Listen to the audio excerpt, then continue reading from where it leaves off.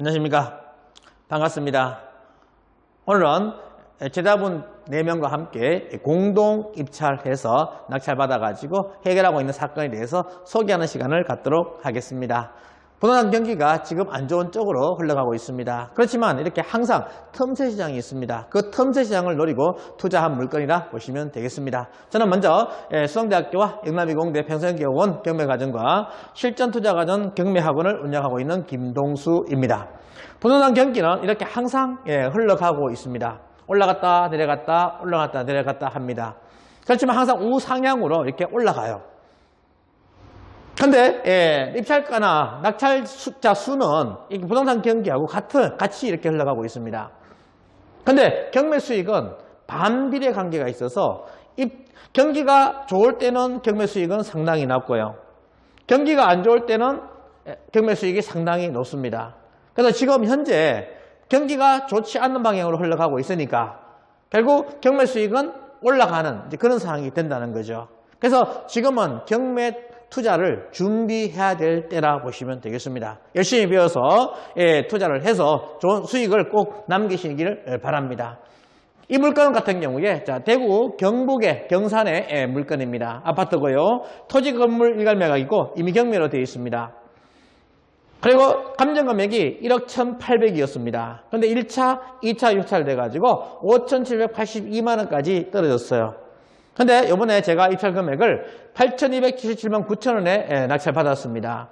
이렇게 70% 금액보다 높게 쓴 이유가 뭔가 하면 경매 속설에 반드시 낙찰받은 물건은 전회차 금액을 넘겨라 하는 속설이 있습니다. 그래서 이렇게 전회차 금액을 조금 더 넘겨 썼어요. 그래서 그래도 1등하고 차이는 3천만 원, 30% 차익이 생겼습니다. 그러니까 수익이 상당하다는 거죠. 우리가 보통 1억짜리 아파트를 투자하게 되면요 1,000만 원 차익 남기기 쉽지 않습니다. 근데 이거는 3천만 원 이상 차익이 생겼어요. 왜 이럴까? 다른 사람들은 문제가 있기 때문에 들어가지 못하는데 저는 이걸 해결할 수 있기 때문에 들어갔다 보시면 되겠습니다. 그래서 이것을 5명이 공동 입찰했을 때 제가 이야기했습니다. 자, 최악의 경우에 이 10% 보전금을 날릴 수 있다. 5명이니까 얼마? 120만 원 정도만 날리면 된다는 거죠. 578만 2천 원이니까 120만 원 날리면 된다는 거예요. 한 명이 들어가서 날리게 되면 굉장히 큰 돈이죠. 그렇지만 5명이 나누게 되면 위험을 분산시킨다는 겁니다. 그래서 5명이 공동투자로 이렇게 들어갔다 보시면 되겠어요.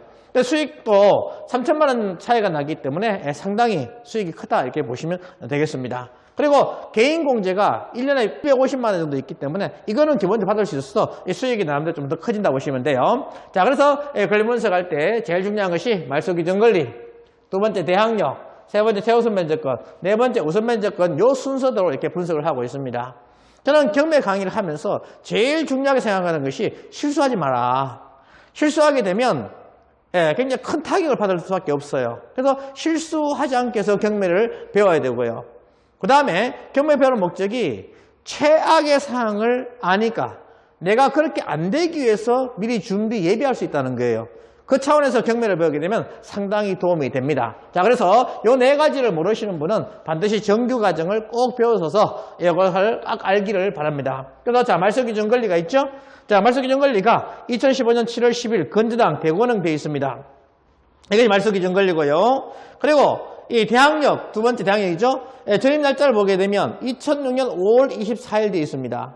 말소기준 권리보다 먼저 전입신고가 되어 있어요. 그래서 이런 경우에 우리는 대항력이 있다라고 이야기합니다. 대항력이 있는 사람이 계약서를 가져오게 되면 그 계약서에 명시되어 있는 금액만큼 보전금이죠. 이것을 물어줘야 되는, 인수해야 될 그런 상황이 된다는 겁니다.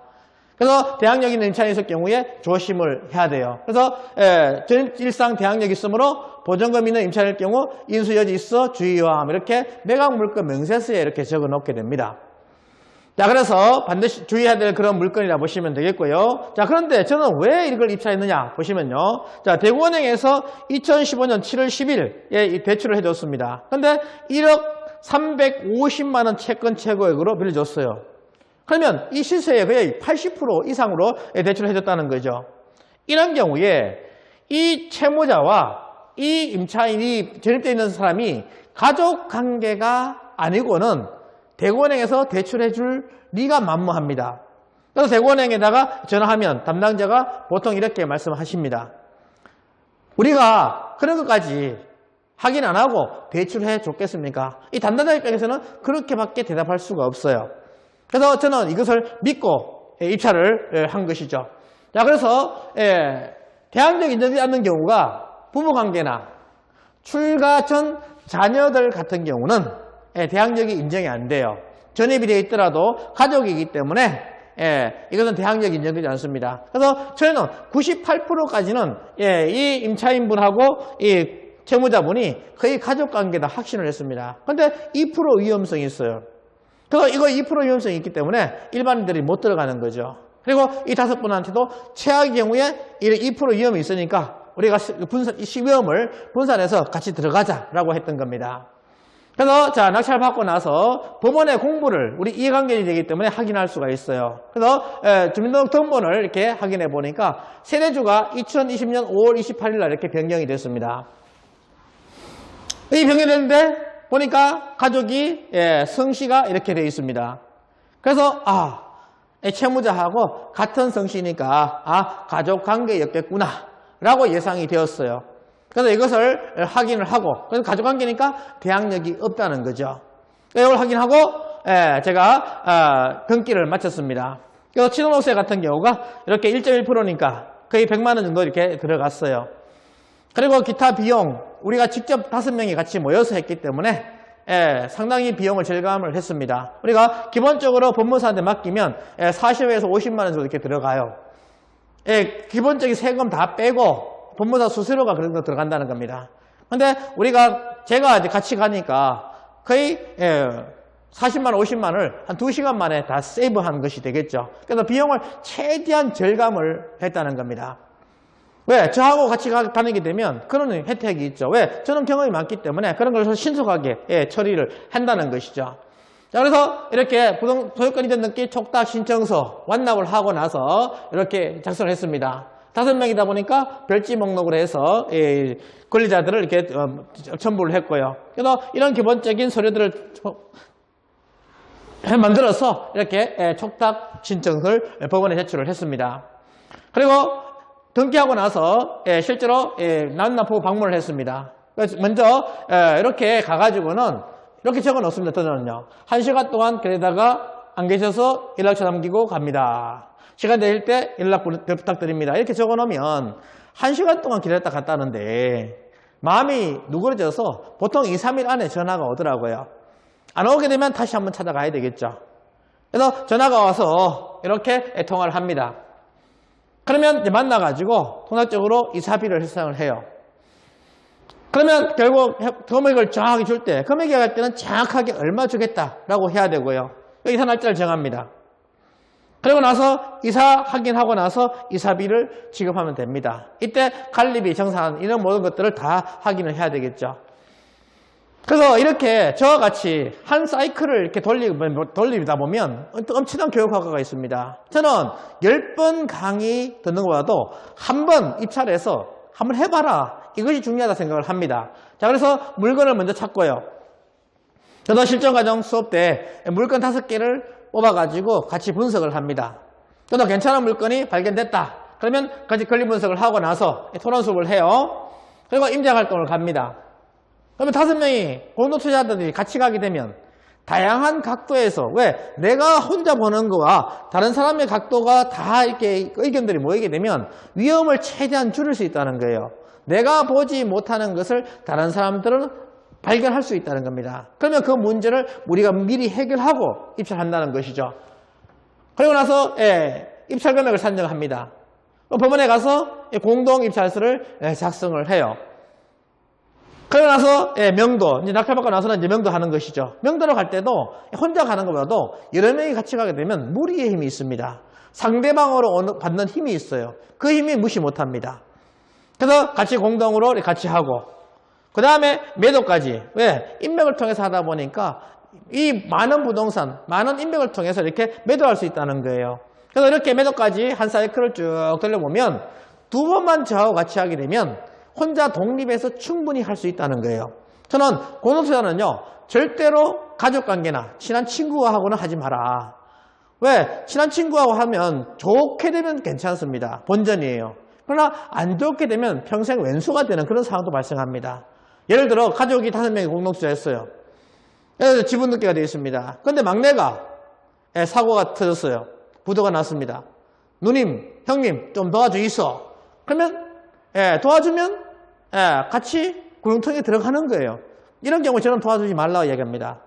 그렇지만 안 도와주면 어떻게 돼요? 내가 앞으로 절대 못 와봐라. 이렇게 가족이 왼수가 되는 상황이 발생하더라는 거예요. 그래서 가까운 사람하고는 절대로 투자하지 마라. 우리는 투자로 모였습니다. 책임도 같이 지는 거고, 실패하게 되면 실패한 책임도 같이 져야 됩니다. 성공하게 되면 수익을 같이 나누는 거고요. 그럼 만약에 공동투자를 했는데 낙찰받았어. 근데 한 명이 사고 터졌어. 그러면 4명이 뭐 할 수 있습니까? 냉정하게 공유다 우선 매수권을 행사함으로 수익을 더 극대화할 수도 있어요. 그래서 해결할 수 있으니까 공동투자 해서 여기서 많이 배우라는 겁니다. 배우고 나서 혼자 독립해서 자산력을 키워가지고 해나가라는 겁니다. 그러면 실패하지 않고 성공 투자를 해나갈 수 있기 때문에 꼭 그렇게 하라는 겁니다. 그래서 우리가 이렇게 항상 부동산은요, 틈새가 있습니다. 그 틈새를 잘 누려야 되고요. 1억 미만 공시직 1억 미만 아파트는 취득세가 1.1%입니다. 취득세 상당히 적죠. 법인 같은 경우도 공시지가 1억 미만 아파트 같은 경우는 취득세가 1%예요. 그러면 법인도 투자가 수익이 상당히 크다는 겁니다. 그리고 양도세 개인별로 1년에 250만 원 기본 공제를 받을 수가 있습니다. 우리가 차액에서 개인당 250만 원을 빼준다는 거예요. 5명이 얼마입니까? 1250만 원에 대해서는 세금을 내지 않는다는 겁니다. 나머지 차액 부분에 대해서 세금을 계산하시면 되겠죠. 그리고 공동투자로 경험을 쌓고 개인 투자를 하자 하는 목적으로 지금 실전 과정을 운영하고 있습니다. 그런데 공부를 열심히 해야 됩니다. 열심히 해서 성공 투자해 나가야 되겠어요. 한번 실패하게 되면요, 나는 경매가 안 맞는 갑이요 라고 하면서 포기하는 분이 상당히 많더라고요. 그런데 꾸준하게 포기하더라도 실패하더라도 또 다음에 성공하면 되지 않겠습니까? 오토기 같이 일어서서 성공 투자 하시기를 간절히 소망합니다. 오늘 이렇게 강의 들어서 감사하고요. 좋아요, 구독, 알람까지 부탁을 드리겠습니다. 강의 들어서 감사합니다. 수고하셨습니다.